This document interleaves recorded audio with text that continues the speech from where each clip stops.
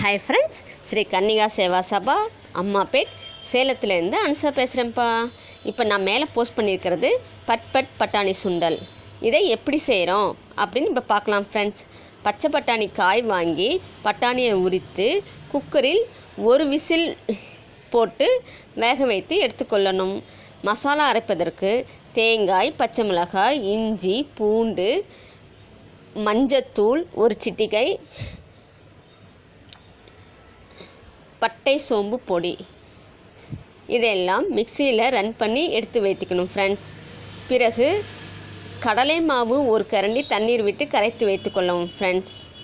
பிறகு ஒரு கடாயில் எண்ணெய் விட்டு கடுகு தாளித்து வெங்காயம், தக்காளி வதக்கி வேக வைத்த சுண்டலை போட்டு இந்த மசாலா அரைத்த விழுதை ஊற்றி அதனுடன் கடல மாவு கரைத்து வைத்திருக்கோம்ல அதுவும் ஊற்றி உப்பு போட்டு நல்லா குழம்பு பதத்திற்கு செய்யவும். இது கொஞ்சம் தண்ணியாக இருந்தால்தான் பிறகு நாம் சாப்பிடும்போது அந்த சுண்டலில் வெங்காயம் மிக்சர் போட்டு சாப்பிடும்போது கெட்டியாகாமல் தண்ணியாகவே மசாலா சுண்டல் மாதிரி இருக்கும் ஃப்ரெண்ட்ஸ். இதை எப்படி இருக்குன்னு செஞ்சு பார்த்துட்டு சொல்லுங்கள் ஃப்ரெண்ட்ஸ். தேங்க்யூ.